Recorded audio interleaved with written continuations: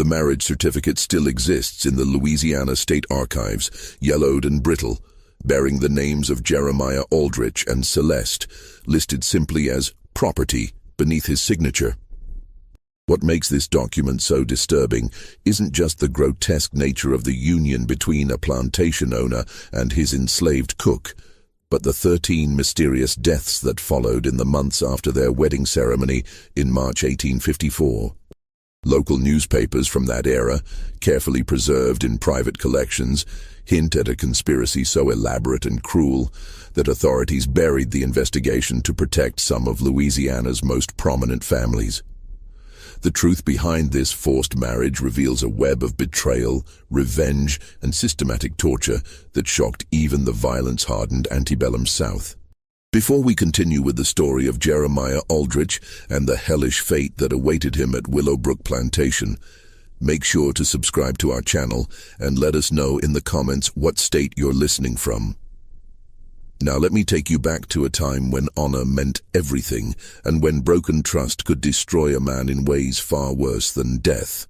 The events that led to that unholy marriage began 15 years earlier in the murky backwaters of the Mississippi Delta, where fortunes were made in human flesh and blood money flowed as freely as the muddy river itself.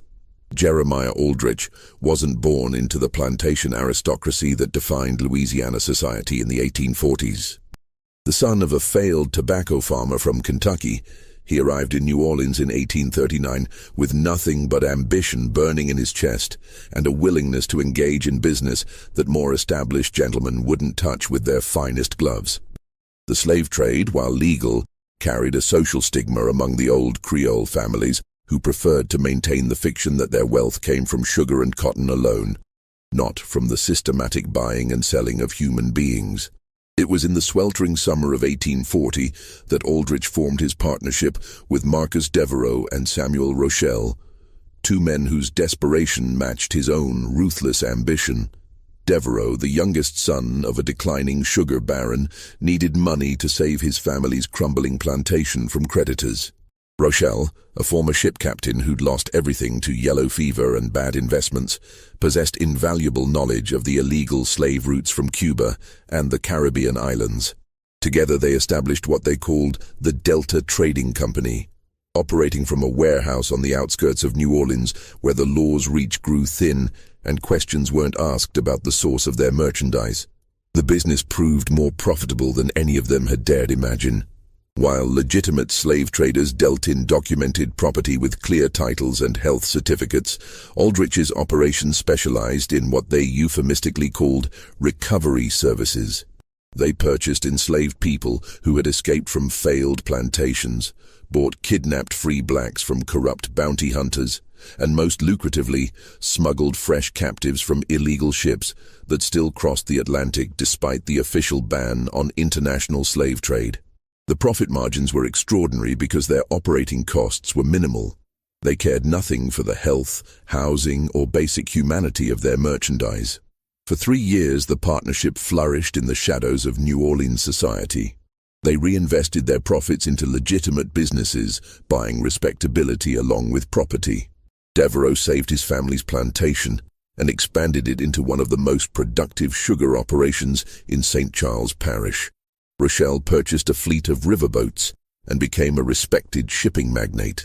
Aldrich himself acquired Willowbrook Plantation, a modest but profitable cotton operation about 40 miles upriver from New Orleans, complete with a grand colonial mansion that announced his arrival into Louisiana's planter elite. But success bred carelessness, and carelessness attracted attention from people who mattered. In the spring of 1843, word reached them that federal marshals were investigating illegal slave trading operations along the Gulf Coast. Someone had been asking questions about their business, examining shipping records, and worst of all, interviewing some of their former merchandise who had managed to escape or gain freedom through other means. The three partners met in emergency session in Aldrich's new study at Willowbrook, surrounded by leather-bound books he couldn't read and oil paintings of ancestors who weren't his own. The tension in that room was suffocating as each man realized that their empire of human misery was about to collapse. Devereaux, always the most nervous of the three, suggested they should dissolve the partnership immediately and destroy all records of their transactions. Rochelle, with his sailor's pragmatism, argued for a more measured approach, shifting their assets offshore and waiting for the investigation to pass. But Aldrich had a different solution, one that revealed the true depths of his moral bankruptcy. He had already decided to eliminate his partners and steal their combined assets, but he needed a plan that would remove suspicion from himself while silencing the two men who knew enough to destroy him. The solution came to him with the cold clarity of pure evil. He would murder both men and arrange the scene to suggest they had killed each other in a dispute over money. With Devereaux and Rochelle dead, he would be the sole survivor of a tragic business disagreement, free to disappear the evidence of their illegal activities while keeping all their accumulated wealth for himself. The murder took place on a humid evening in June 1843 at the warehouse that had served as their base of operations for 3 years. Aldrich had arranged the meeting under the pretense of planning their exit strategy from the slave trading business. He chose the location carefully. The warehouse district was largely abandoned after sunset, and the building itself was scheduled for demolition the following month as the city expanded its commercial port facilities. Aldrich arrived early, concealing a loaded pistol in his coat and a razor-sharp skinning knife in his boot. His plan was brutally simple. Shoot Devereaux first, then stage a knife fight with Rochelle that would end with both men dead and him claiming self-defense. He had even prepared false witnesses, 3 men he'd hired from the docks who would swear they'd seen Devereaux and Rochelle arguing violently earlier that day over missing money from their accounts. When his partners arrived, they found Aldrich already seated at their usual planning table, a bottle of expensive whiskey and 3 glasses arranged between stacks of ledgers and shipping documents. The conversation began normally, with Devereaux reviewing the legal threats they faced and Rochelle outlining a plan to transfer their assets to banks in Havana, where American law couldn't reach them. But as the evening wore on and the whiskey flowed, Aldrich steered the discussion toward their accumulated wealth, specifically the location of the cash reserves they'd hidden in various banks and safe houses around New Orleans. It was Rochelle who first sensed something wrong. The old sailor's instincts, honed by years of dangerous voyages and violent ports, picked up on subtle changes in Aldrich's demeanor. The way his eyes never quite met theirs, how his hand kept drifting toward his coat pocket, the tension in his voice when he asked about their individual account numbers and security arrangements. When Rochelle suggested they postpone the meeting and reconvene the following day with their lawyers present, Aldrich knew his window of opportunity was closing. The violence erupted with shocking suddenness. Aldrich drew his pistol and fired directly into Devereaux's chest before the younger man could react. The shot echoed through the empty warehouse like thunder, and Devereaux collapsed backward in his chair, blood spreading across his white shirt as his eyes went wide with shock and betrayal. But Rochelle, despite being caught off guard, proved more resilient than Aldrich had anticipated. The former sea captain overturned the heavy table between them and lunged forward with a broken whiskey bottle, slashing at Aldrich's face and opening a deep gash across his left cheek that would leave a permanent scar. What followed was a desperate struggle that lasted nearly 10 minutes, far longer than Aldrich had planned. Rochelle fought with the fury of a man who understood exactly what was happening and refused to die quietly. They crashed through crates of documents, scattered ledgers across the floor, and left blood trails on every surface as they grappled for control of the knife Aldrich had drawn from his boot. In the end, it was Rochelle's age that betrayed him. At 53, he simply couldn't match the younger man's strength and endurance. Aldrich finally managed to drive the blade deep into Rochelle's stomach, twisting it upward toward his heart, while the old sailor clawed desperately at his throat. But even as Rochelle died, he managed to gasp out words that would haunt Aldrich for the rest of his life. "My son knows everything. He'll come for you. When he's old enough, he'll make you pay." At the time, Aldrich dismissed these as the delusional ravings of a dying man. He had no idea that Marcus Devereaux's younger brother, Philippe, had been secretly documenting their illegal activities. or that Samuel Rochel's 17-year-old son Henri possessed detailed knowledge of every transaction, every contact, and every crime the Delta Trading Company had committed over 3 years of operation. Aldrich spent the next 4 hours methodically arranging the crime scene to support his planned story. He placed Devereaux's body in a position suggesting the man had been shot while reaching for a weapon, then positioned Rochelle nearby with a bloody knife in his hand and defensive wounds that implied a struggle between the two victims. He scattered money around the room to suggest a dispute over finances, damaged the office safe to imply a robbery gone wrong, and even inflicted additional wounds on his own hands and arms to support his claim of being an innocent bystander caught in their violent confrontation. The false witnesses performed exactly as paid, testifying to police that they had seen Devereaux and Rochelle arguing earlier that evening about missing partnership funds. A corrupt dock worker claimed he'd heard shouting from the warehouse around the time of the murders, followed by gunshots and the sounds of a violent struggle. Most crucially, Aldrich had prepared a convincing explanation for his presence at the scene. He claimed he'd arrived to mediate the dispute between his partners, only to walk into a deadly confrontation that left him fighting for his own life.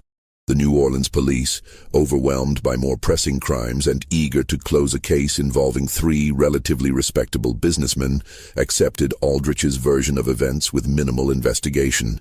The official report concluded that Devereaux and Rochelle had killed each other in a business dispute, with Aldrich barely escaping the same fate. Within a week, the warehouse was demolished as planned, destroying any remaining physical evidence of the partnership's illegal activities. With his partners dead and their assets suddenly available for claiming, Aldrich moved quickly to consolidate his newfound wealth. He presented himself as the surviving partner of a legitimate shipping company, producing carefully forged documents that showed Devereaux and Rochelle had agreed to transfer their shares to him in the event of their deaths. Banks that had been suspicious of 3 unknown men conducting large cash transactions readily accepted the word of a single plantation owner with a documented history of successful cotton production. Over the following months, Aldrich systematically emptied every account, safe deposit box, and hidden cash that had belonged to his murdered partners.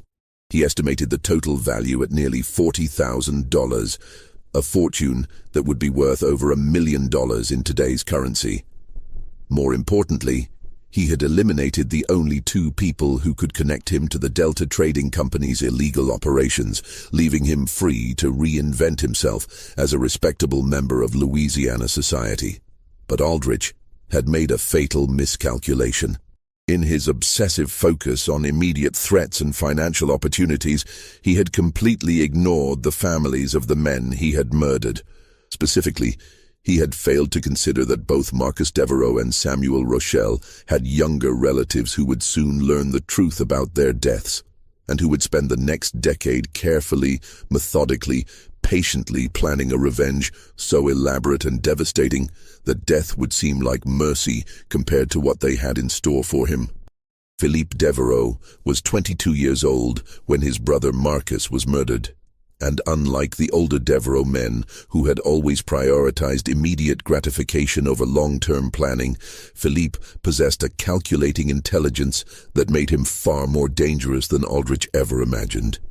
As Marcus's closest confidant and unofficial business manager, Philippe had maintained detailed records of every Delta Trading Company transaction, including coded ledgers that documented their illegal slave purchases, shipping manifests from prohibited Caribbean routes, and most damning of all, correspondence with corrupt officials who had facilitated their operations.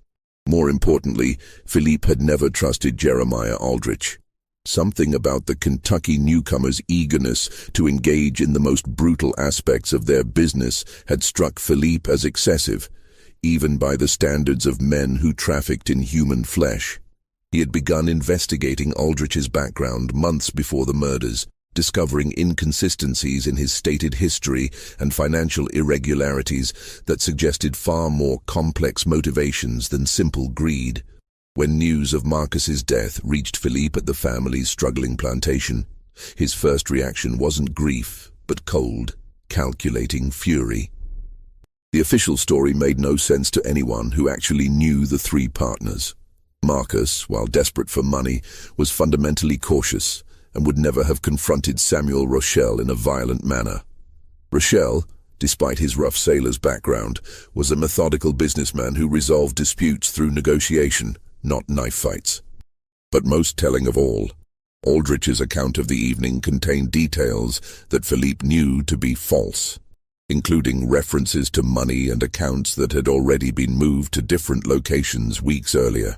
Within days of the funeral, Philippe began his own investigation into the warehouse murders. Using contacts from his brother's business network, he interviewed dock workers, examined shipping records, and even bribed police officers to review the official evidence. What he discovered confirmed his worst suspicions. The crime scene had been carefully staged. The witnesses had been paid to lie, and several crucial pieces of evidence had been deliberately overlooked or destroyed. Most importantly, he learned that Aldrich had begun accessing his murdered partner's financial assets within hours of their deaths, suggesting a level of preparation that contradicted his claim of being an innocent bystander. Meanwhile, Henri Rochelle was conducting his own investigation from a very different angle. At 24, Samuel's son possessed his father's maritime connections, but combined them with a formal education in law and business that made him uniquely qualified to trace the financial aspects of the murders. Henri had spent several years working in New Orleans banks and shipping companies, building relationships with clerks, managers, and officials who could provide information that Philippe's more direct approach might miss. Henri's investigation revealed the true scope of Aldrich's theft. By carefully examining bank records, shipping manifests, and property transfers, he documented how the murderer had systematically looted every asset belonging to the Delta Trading Company partnership. Henri calculated that Aldrich had stolen over $60,000 in cash, property, and business investments, wealth that represented years of illegal but profitable operations built on the suffering of hundreds of enslaved human beings. But what made Henri truly dangerous was his understanding of how Louisiana's financial and legal systems actually worked. Unlike Philippe, who was focused on proving Aldrich's guilt through direct evidence, Henri realized that a more effective approach would be to use Aldrich's own greed against him. Instead of seeking immediate justice through the corrupt court system, Henri began developing a plan to systematically destroy Aldrich's financial foundation, leaving him vulnerable to the same kind of betrayal and violence he had inflicted on others. The two young men met for the first time in the fall of 1844, more than a year after their relatives' murders. The meeting took place at a discreet restaurant in the French Quarter, where Philippe had arranged to share his evidence with Henri in hopes of coordinating their individual investigations. What neither man expected was how perfectly their different skills and resources complemented each other, or how completely their shared desire for justice would consume the next decade of their lives. By the spring of 1845, Philippe Devereaux and Henri Rochelle had transformed their individual quests for justice into something far more sophisticated and dangerous. A carefully coordinated conspiracy designed to destroy Jeremiah Aldrich through the same methods he had used to murder their relatives: betrayal, financial manipulation, and ultimately violence disguised as legitimate business. But unlike Aldrich's impulsive brutality, their approach would be methodical, patient, and absolutely devastating in its thoroughness. The first phase of their plan focused on infiltrating Aldrich's social and business networks. Philippe, using his family's remaining connections in Louisiana society, began frequenting the same gentlemen's clubs, political gatherings, and social events where Aldrich was establishing himself as a respectable planter. His goal wasn't to confront his brother's killer directly, but to study the man's habits, weaknesses, and most importantly, his financial vulnerabilities.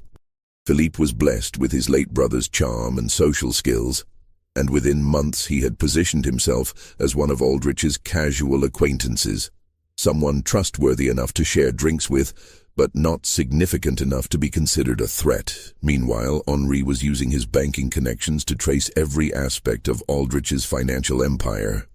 He discovered that the plantation owner's apparent wealth was built on a foundation of risky investments, leveraged loans, and business ventures that generated impressive short-term profits but created long-term liabilities.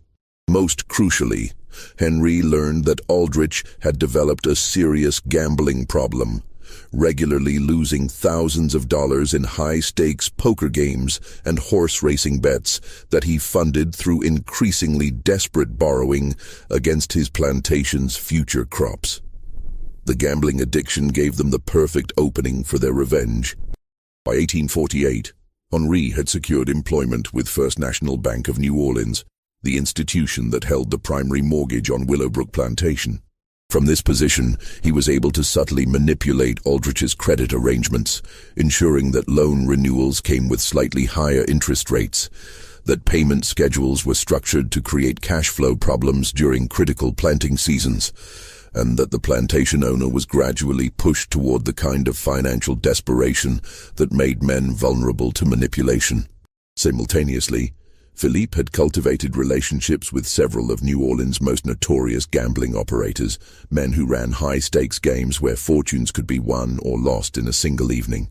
Through carefully placed bribes and promises of future favors, Philippe arranged for Aldrich to be invited to increasingly expensive games where the stakes were higher and the other players were secretly working together to ensure that the plantation owner would lose far more than he could afford.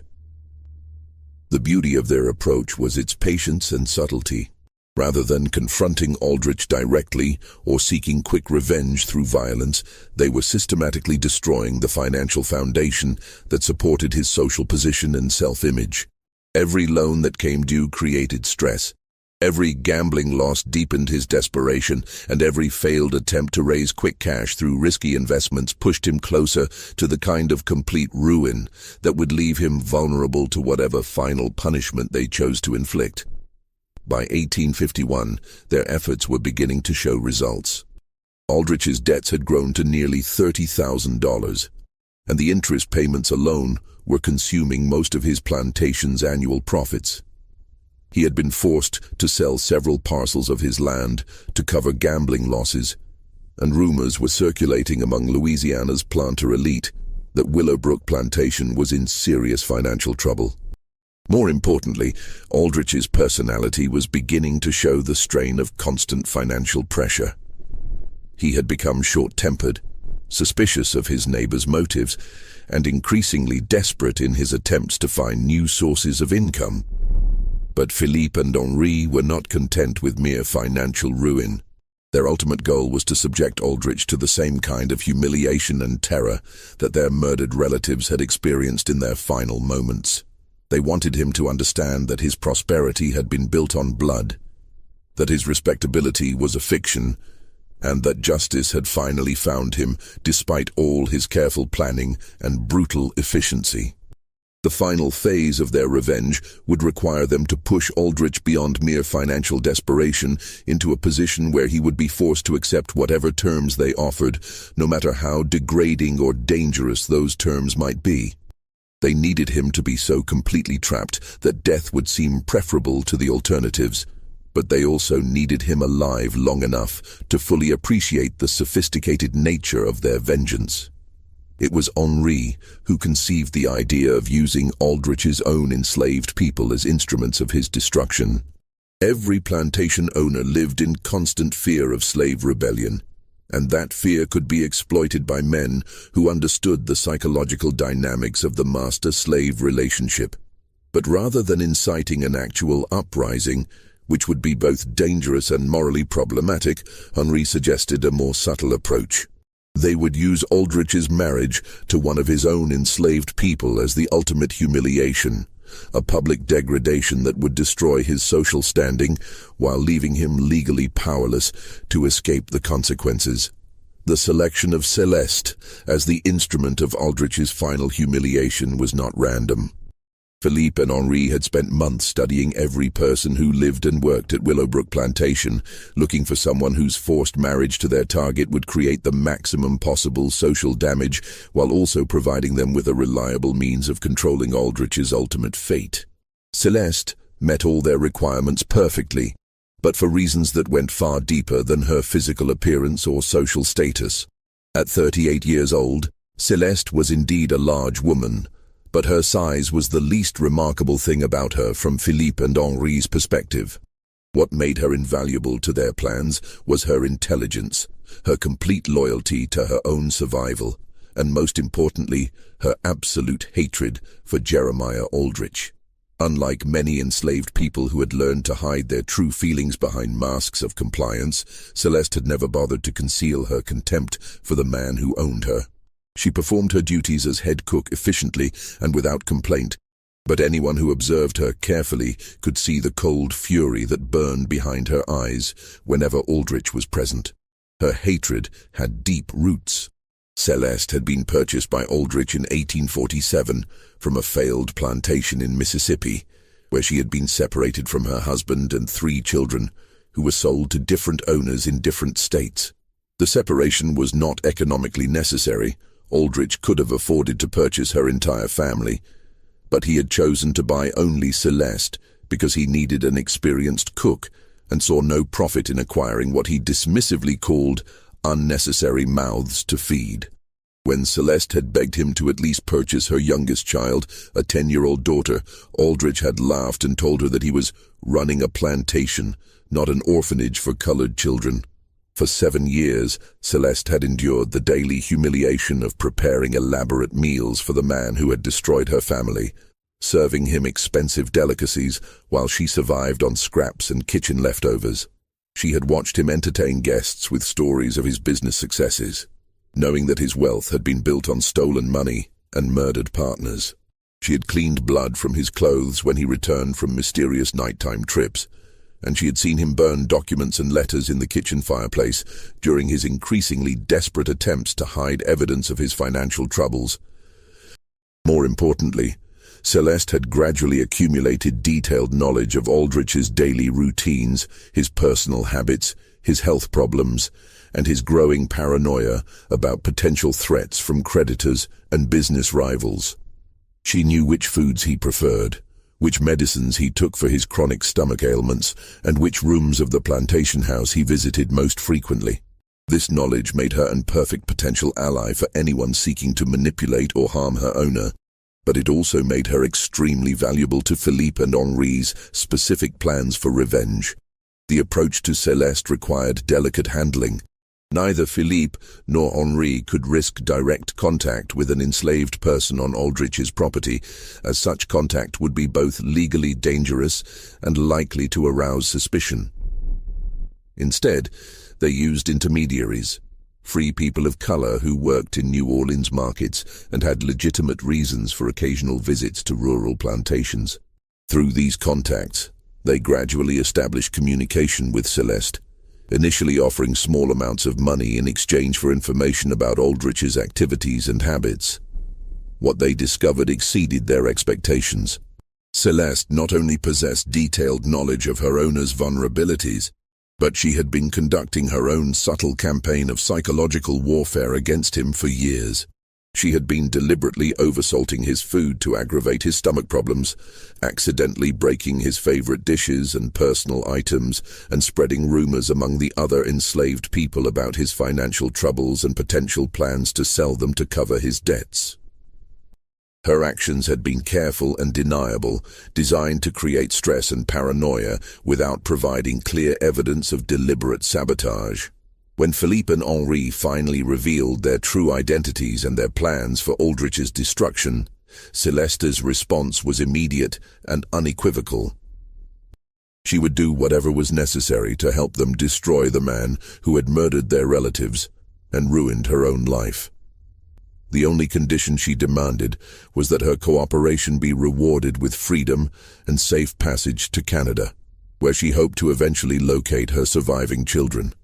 Philippe and Henri agreed immediately, recognizing that they had found not just a tool for their revenge, but a partner whose personal motivations aligned perfectly with their own quest for justice.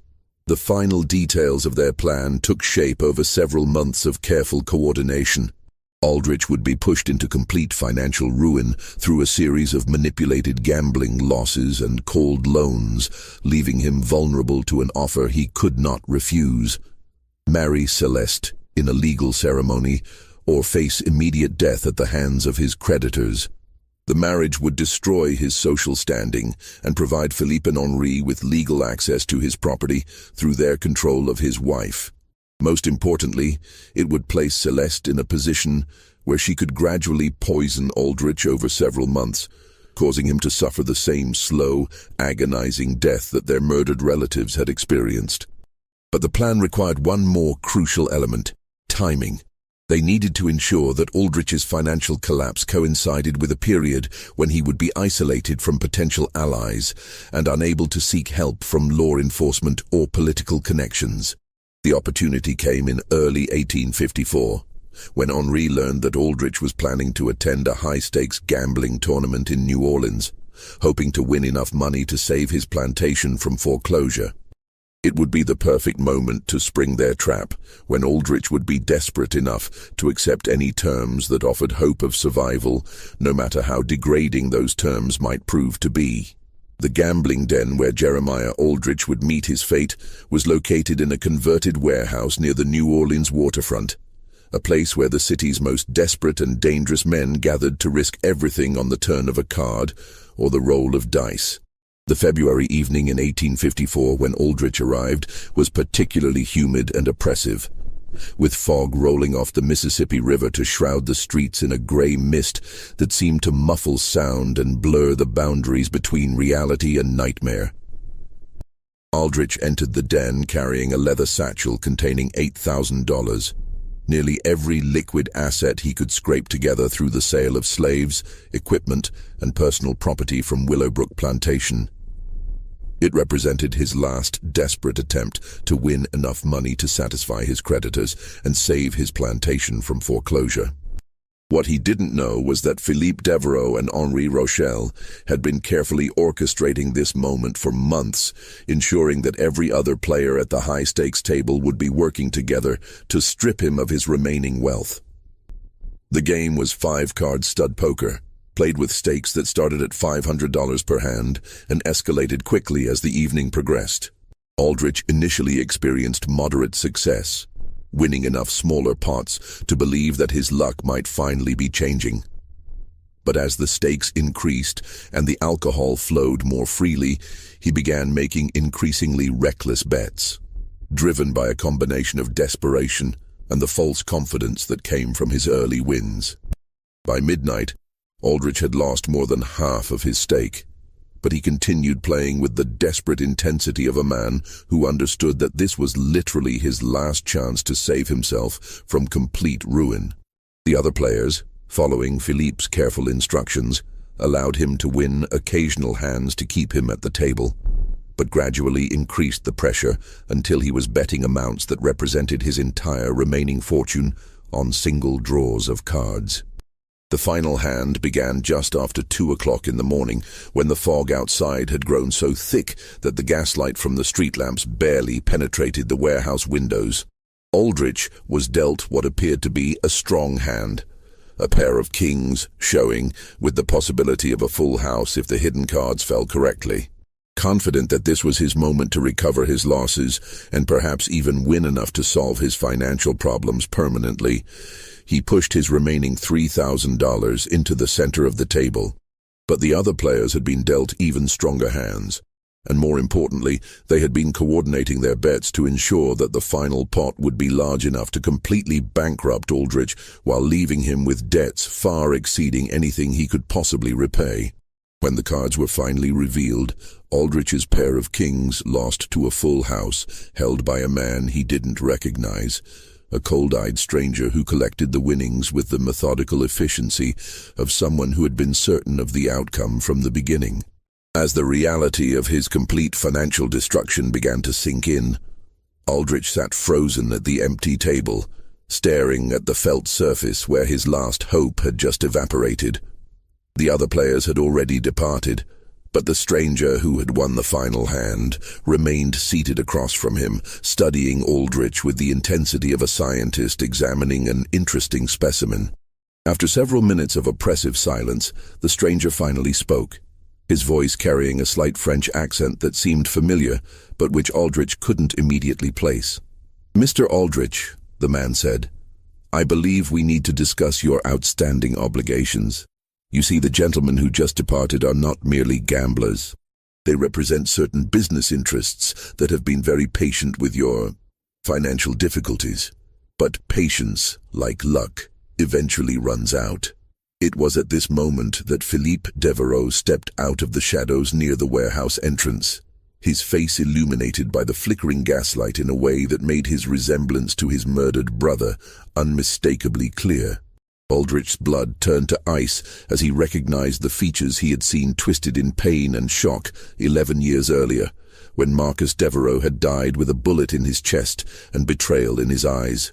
"You look like you've seen a ghost, Jeremiah," Philippe said, moving closer to the table with predatory grace. "Perhaps because you have.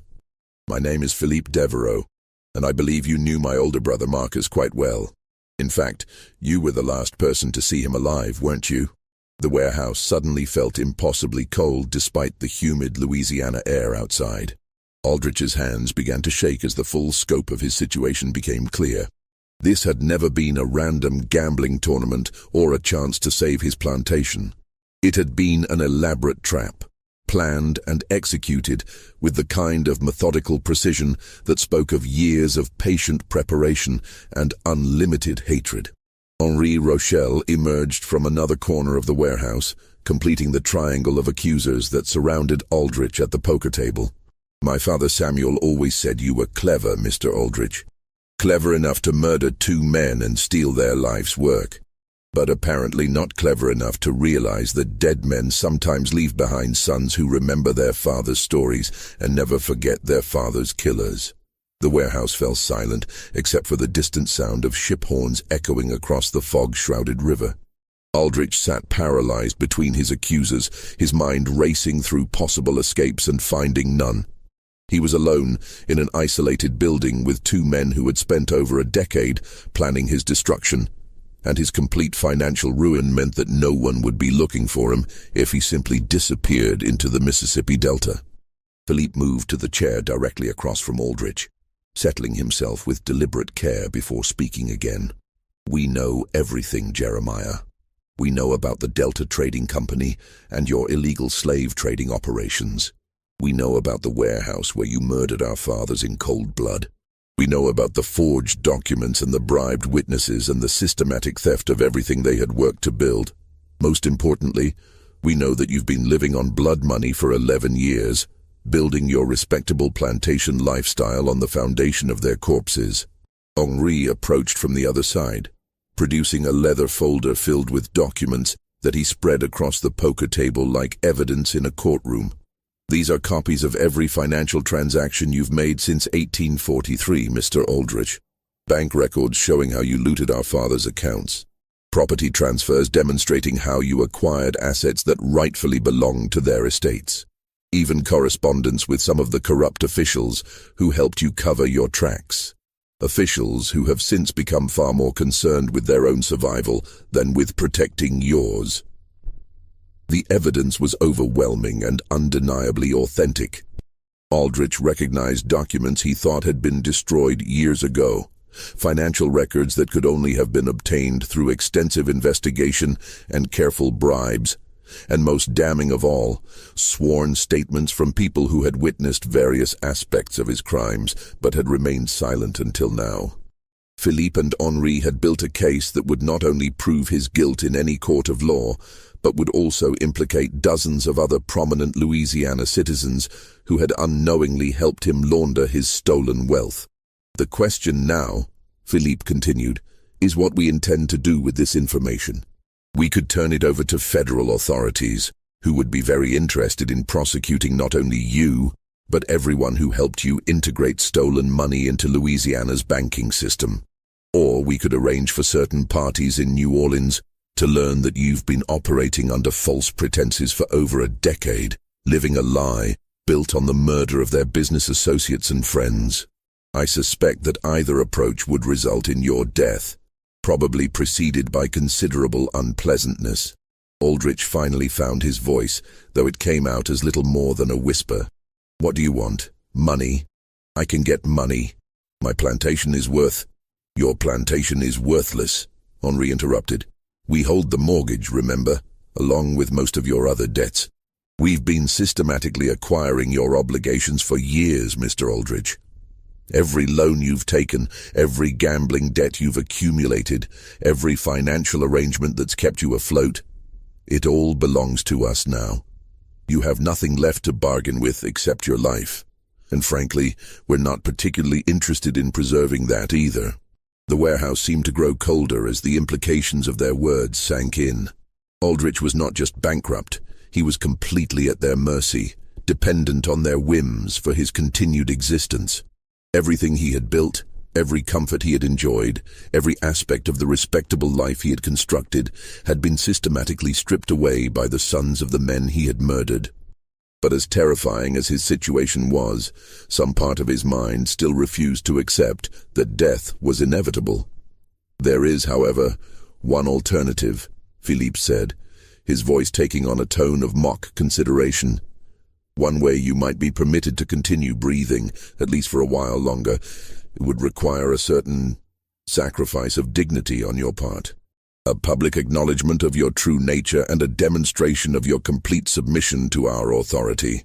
Henri smiled with the cold satisfaction of a man who was about to reveal the culmination of years of careful planning. You're going to marry one of your slaves, Jeremiah. Publicly, legally, and permanently. You're going to stand before God and Louisiana society and take your cook Celeste as your lawful wedded wife. You're going to live as her husband, sleep in the same bed, and present yourself to your neighbors as a man who chose to marry his own property.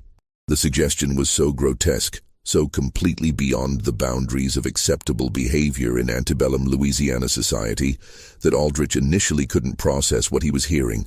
Marriage between a white plantation owner and an enslaved person wasn't just socially unacceptable, it was legal suicide, social annihilation, and personal humiliation on a scale that would make death seem merciful by comparison. You're insane, Aldrich whispered. No one would ever. It's impossible. No preacher would perform such a ceremony, no court would recognize. Actually, we've already made the necessary arrangements, Philippe replied smoothly. There's a minister in Natchitoches parish who's quite heavily in debt to certain gambling establishments. He's agreed to perform a completely legal ceremony, properly witnessed and documented.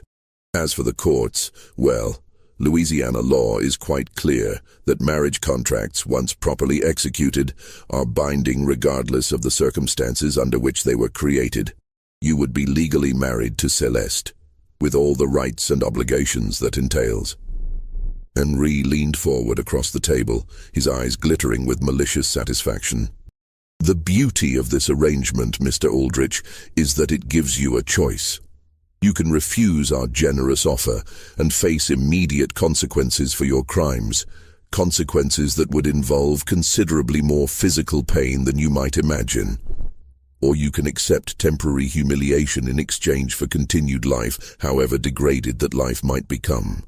The warehouse fell silent again as Aldrich wrestled with the impossible decision. Death would be final, but at least it would preserve some vestige of his reputation.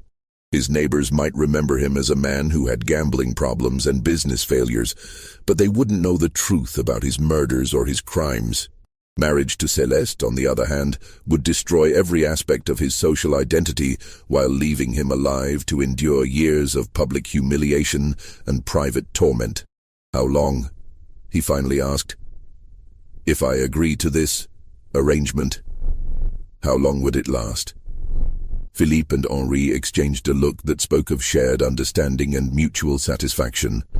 For the rest of your natural life, Mr. Aldrich. Marriage is a sacred bond, after all. Though given your age and apparent health problems, we suspect that your natural life might not extend quite as long as you might hope. The implication was clear and chilling. They weren't offering him a temporary humiliation followed by eventual freedom. They were offering him a slow death disguised as marriage, a prolonged torture that would destroy his spirit before finally claiming his body. But the alternative, immediate execution in a fog-shrouded warehouse with his body dumped into the Mississippi River, seemed even worse than whatever they had planned for him.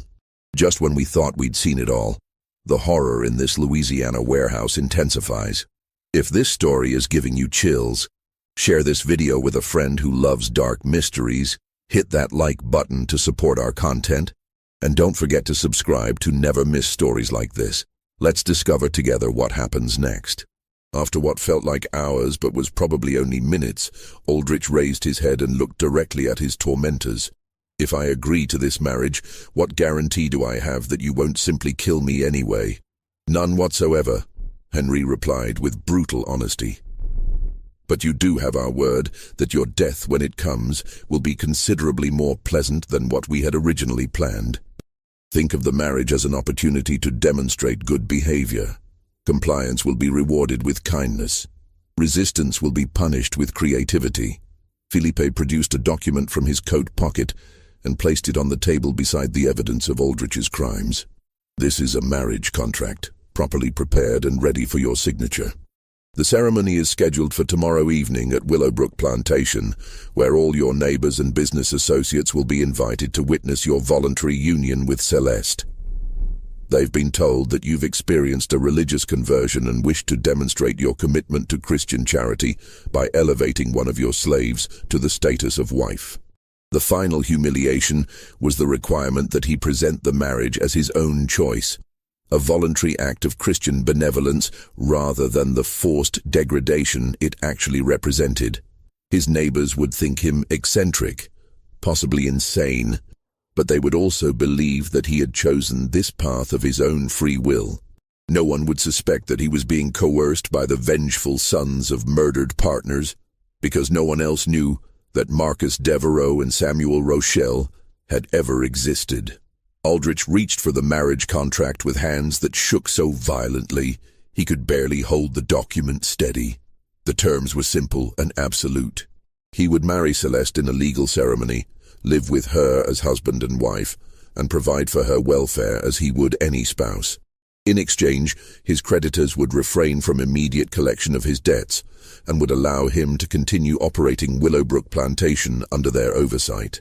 As he signed his name to the contract that would destroy his life, Aldrich tried to convince himself that he might find some way to escape this trap once he had bought time through compliance.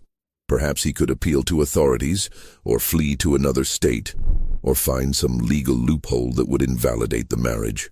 But even as these desperate thoughts flickered through his mind, he could see the satisfaction in Philippe's and Henri's eyes. They had planned this moment for over a decade, and they had anticipated every possible avenue of escape he might consider. "Welcome to the family, brother-in-law," Philippe said as he collected the signed contract. "We'll see you tomorrow evening for the ceremony. I trust you'll dress appropriately for such a momentous occasion." The morning of March 15, 1854, dawned gray and oppressive, with heavy clouds threatening rain and a humid wind that carried the stench of rotting vegetation from the nearby swamps. Aldrich had not slept since returning from New Orleans, spending the night pacing his study and staring at the marriage contract that represented the end of everything he had worked to build over 15 years in Louisiana. Celeste had been informed of the arrangement through intermediaries, though she pretended surprise when Aldrich awkwardly attempted to explain the situation during breakfast. She listened to his stammering account of financial difficulties and social obligations with the kind of patient attention that a parent might show to a child confessing minor misbehavior.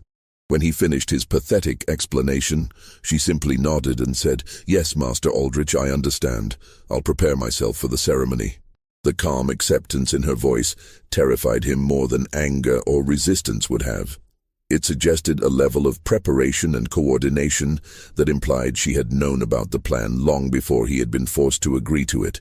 As he watched her move efficiently around the kitchen, preparing what would be their last meal as master and slave, Aldrich began to realize that his tormentors had been far more thorough in their planning than he had initially understood. Throughout the day, neighbors and acquaintances arrived at Willowbrook Plantation, drawn by invitations that Philippe and Henri had sent in Aldrich's name. The guests were told that they were witnessing a remarkable demonstration of Christian charity, as their neighbor had decided to honor one of his most faithful servants by offering her the protection and dignity of marriage. Most arrived expecting to see some sort of elaborate joke or perhaps evidence that Aldrich had finally succumbed to the mental instability that his recent financial troubles seemed to suggest.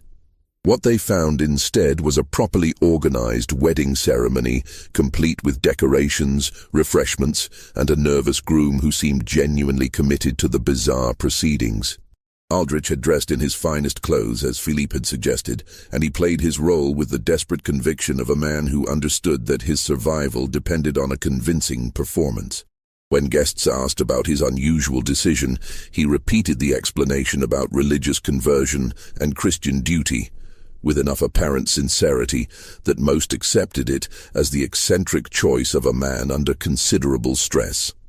Celeste appeared for the ceremony, dressed in a simple but elegant gown that someone had provided for the occasion. At 38, she was indeed a large woman, but she carried herself with dignity and composure that impressed even the skeptical guests. More importantly, she seemed genuinely pleased by the attention and respect she was receiving, smiling graciously at the assembled crowd and thanking them for witnessing what she called the most important day of my life. The minister from Natchitoches parish performed the ceremony with professional efficiency, reading the traditional vows and asking for the appropriate responses from both bride and groom. When he reached the part about speaking now or forever holding your peace, several guests shifted uncomfortably, but no one was brave enough to challenge what appeared to be a legal and voluntary union between consenting adults. Aldrich's voice barely carried beyond the first row of witnesses when he spoke his vows, but Celeste's responses were clear and confident. She promised to love, honor, and obey her new husband with the kind of conviction that made the ceremony seem almost normal, as if marriages between plantation owners and their former slaves were commonplace events in Louisiana society. The most disturbing moment came when the minister pronounced them husband and wife and instructed Aldrich to kiss his bride.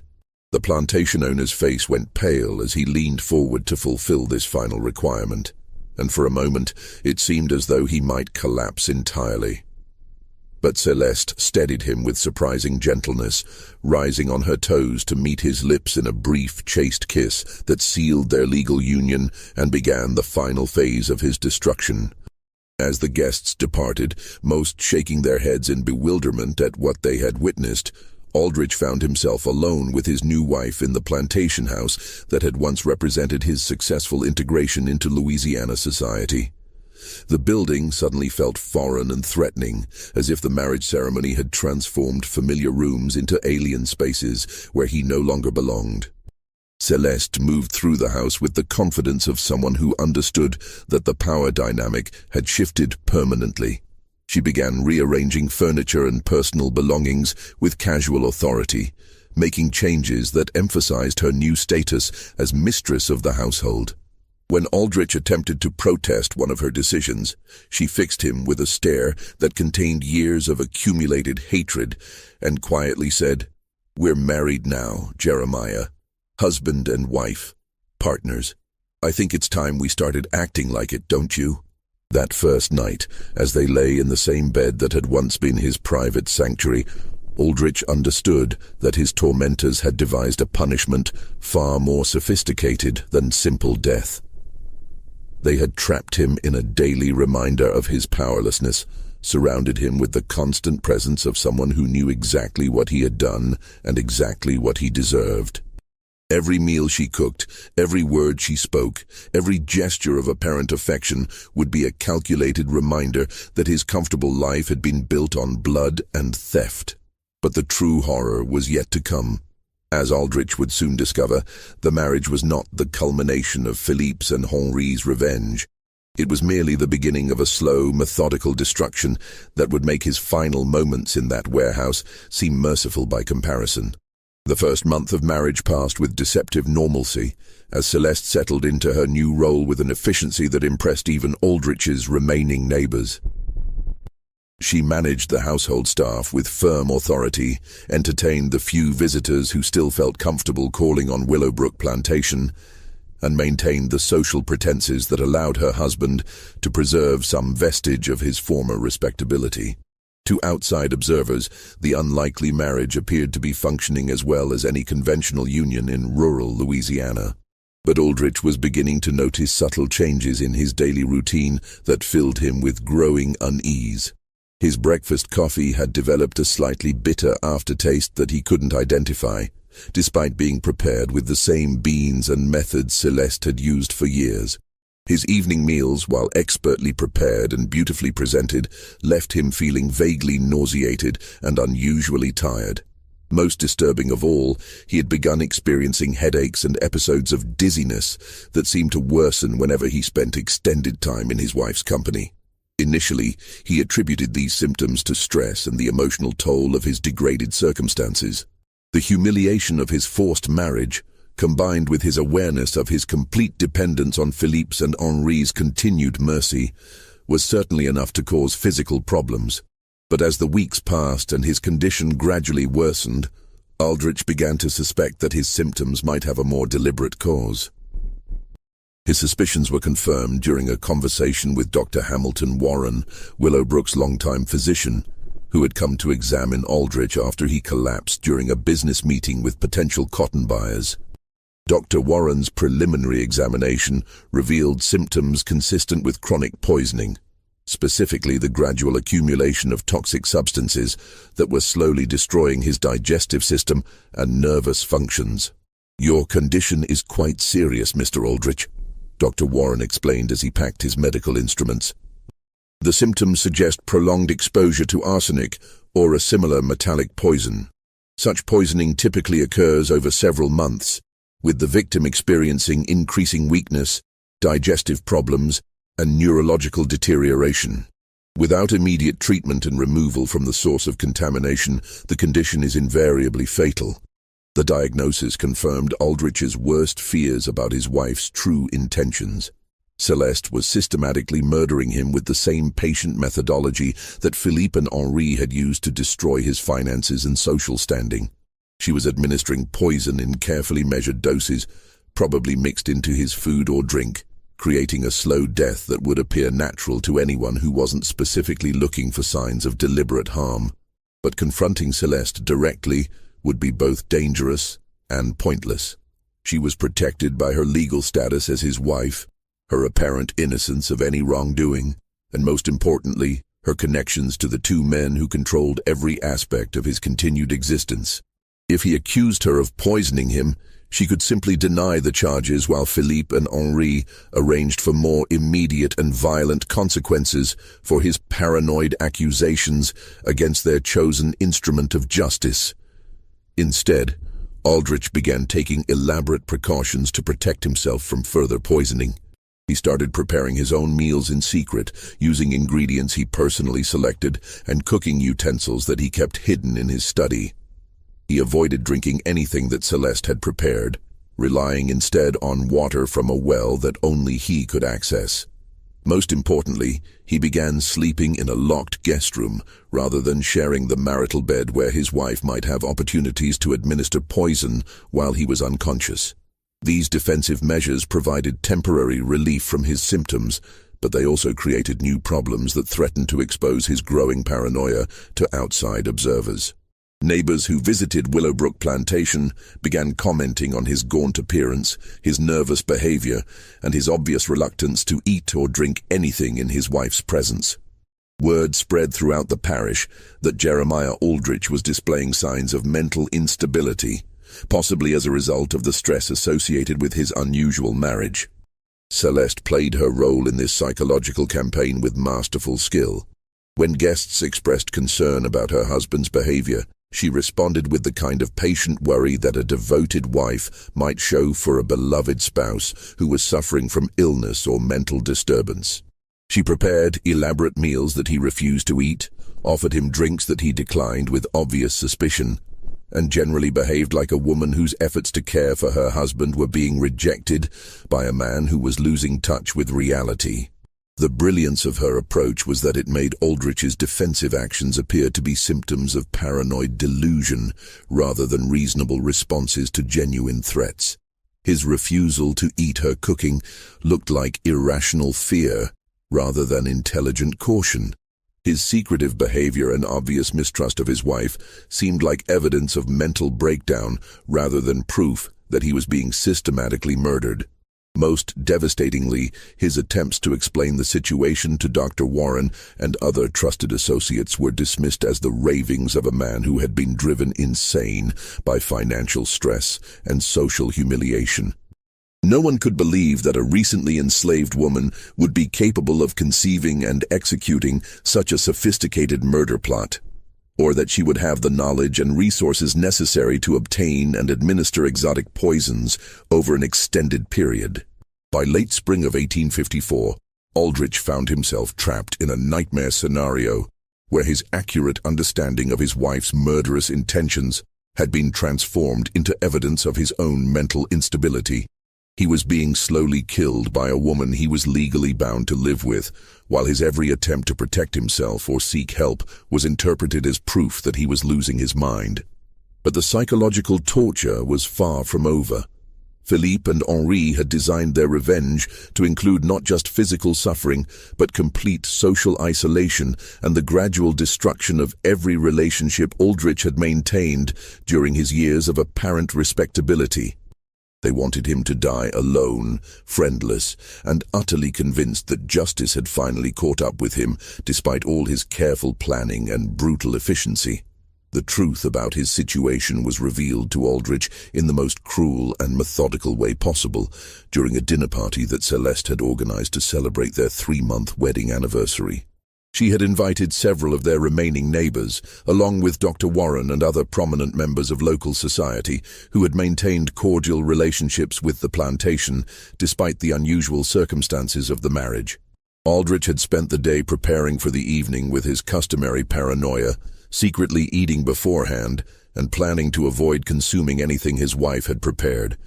But when the guests arrived, Celeste announced that she had prepared a special surprise for the occasion. A bottle of wine that had supposedly been aging in the plantation cellar since before their marriage, which she wanted to open as a symbolic toast to their future together. The wine was presented with great ceremony, opened in front of all the guests to demonstrate that it hadn't been tampered with, and poured into glasses that had been cleaned and prepared in full view of everyone present. When Celeste proposed a toast to their marriage and their hopes for many more years together, Aldrich found himself unable to refuse without appearing completely insane to his assembled neighbors. As he raised the glass to his lips, Aldrich caught sight of his wife's eyes across the dinner table. For just a moment, her mask of devoted affection slipped, and he saw the cold satisfaction of someone who was about to achieve a long-anticipated victory. But by then it was too late to avoid drinking the wine, and he could only hope that whatever poison she had used would work quickly enough to spare him prolonged suffering. The effects began within minutes of consuming the wine. Aldrich experienced severe stomach cramps, followed by difficulty breathing and a sensation of burning in his throat and chest. As he collapsed at the dinner table, gasping for air and clutching his stomach, the assembled guests assumed they were witnessing the final breakdown of a man who had been slowly losing his mind for months. Dr. Warren immediately began examining Aldrich, but his efforts were hampered by what appeared to be hysterical interference from Celeste. She threw herself across her husband's body, sobbing and begging the doctor to save him, while simultaneously making it impossible for Warren to provide effective medical treatment. Her performance was so convincing that the other guests spent their time comforting her rather than helping with the medical emergency.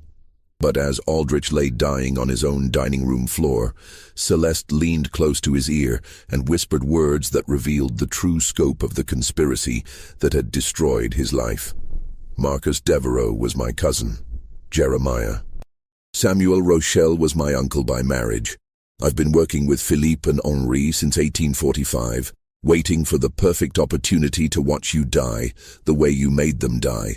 slowly, painfully, and completely alone. The revelation that his wife was not merely a tool of his enemies, but an active participant in their family conspiracy, added a final layer of horror to Aldrich's death. He had been living for months with a woman whose hatred was personal and immediate, not just hired or coerced. Every meal she had cooked, every conversation they had shared, every moment of apparent domestic tranquility had been part of an elaborate performance designed to maximize his suffering while minimizing suspicion about the true cause of his decline. As his vision darkened and his breathing became increasingly labored, Aldrich could hear Celeste continuing her performance for the benefit of their guests. She was begging Dr. Warren to try harder, pleading with God to spare her beloved husband, and generally behaving like a woman whose world was collapsing around the loss of the man she loved. The other guests were offering comfort and support, completely convinced that they were witnessing a tragic accident rather than the culmination of an 11-year quest for revenge. Jeremiah Aldrich died at 9:47 p.m. on June 18, 1854, surrounded by neighbors who believed he had suffered a stroke or heart attack brought on by months of mental instability and declining health. Dr. Warren's official cause of death was listed as natural causes associated with prolonged nervous exhaustion, a diagnosis that satisfied everyone except Philippe Devereaux and Henri Rochelle, who knew exactly what had killed him and why. The funeral was well attended, with Celeste playing the role of grieving widow with such conviction that several prominent ladies from neighboring plantations offered to help her manage Willowbrook Plantation during her period of mourning. No one suspected that the tearful woman at the graveside was actually celebrating the successful completion of the most elaborate murder plot in Louisiana history. But the story didn't end with Aldrich's death. Philippe and Henri had planned for every contingency, including the disposition of his property and the fate of his widow. As Aldrich's legal heir, Celeste inherited Willowbrook Plantation along with all its debts and obligations, debts that, as they quickly reminded her, were now owed to them as representatives of various financial institutions. Within a month of the funeral, Celeste had signed documents transferring ownership of the plantation to Philippe and Henri in exchange for forgiveness of the outstanding debts. She then disappeared from Louisiana entirely, presumably heading north with enough money to start a new life as a free woman in a place where no one knew her history as either a slave or a murderess. The official records of Jeremiah Aldrich's death and the subsequent transfer of Willowbrook Plantation raised no suspicions among Louisiana authorities, who were dealing with far more pressing concerns as the nation moved inexorably towards civil war. The story of the plantation owner who had married his slave and then died of natural causes became a minor footnote in local history, occasionally mentioned as an example of the eccentric behavior that financial stress could produce in otherwise respectable men. But among certain families in New Orleans and the surrounding parishes, a different version of the story circulated quietly for generations. This version spoke of a conspiracy so elaborate and patient that it had taken 11 years to reach completion, of a justice so perfectly calibrated that the punishment had matched the crime in both duration and suffering. Most importantly, it served as a warning about the dangers of betraying business partners, especially when those partners had relatives intelligent enough and ruthless enough to spend a decade planning the perfect revenge. Philippe Devereaux and Henri Rochelle had achieved something remarkable in the context of antebellum Southern society.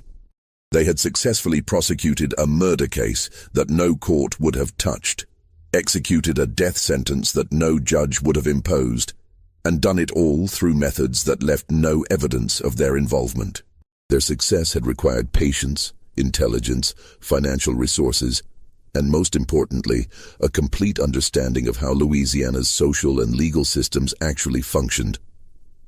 The transformation of Willowbrook Plantation after Aldrich's death provided the final evidence of how thoroughly Philippe and Henri had planned their revenge.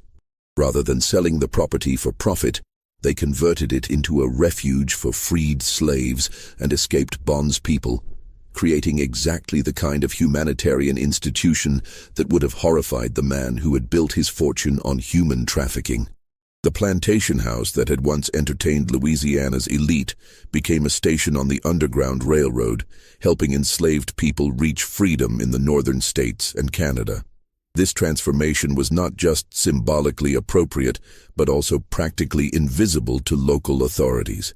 Philippe's and Henri's legitimate business connections provided cover for the unusual activities at Willowbrook, while their reputation as respectable Louisiana businessmen deflected suspicion from anyone who might have questioned the plantation's new purpose. They had used their enemy's own property to continue the fight against the institution that had made him wealthy, turning his legacy into a weapon against everything he had represented. But perhaps the most remarkable aspect of their revenge was how completely it had erased Jeremiah Aldrich from history.